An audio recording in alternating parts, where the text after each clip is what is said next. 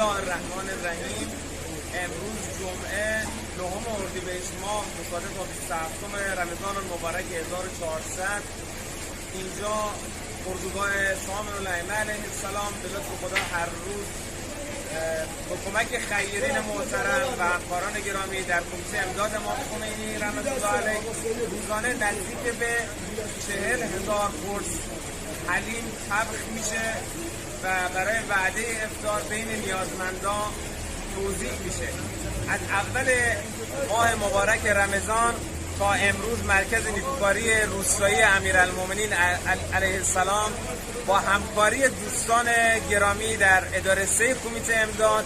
و مرتبطین محترم در روستاهای منطقه جاده کلات کارده، دهستان کارده و حمدالله تا الان از اول ماه رمضان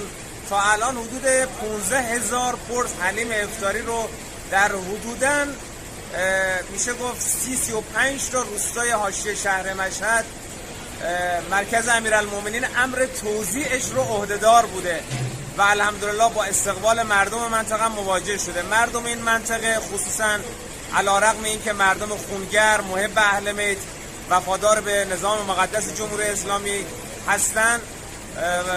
اما متاسفانه محروم واقع شدن. مرکز نیکوکاری روستایی امیرالمومنین علیه السلام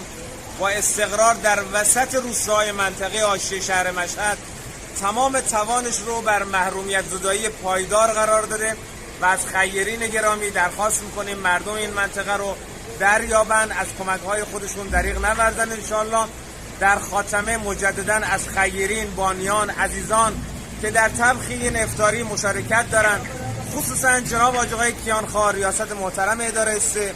و همکاران محترمشون در منطقه کمیته امداد خمینی، کمال تشکر و قدردانی رو دارم. انشاءالله خداوند متعال از همه ما به احسن وجه قبول بفرماید انشاءالله.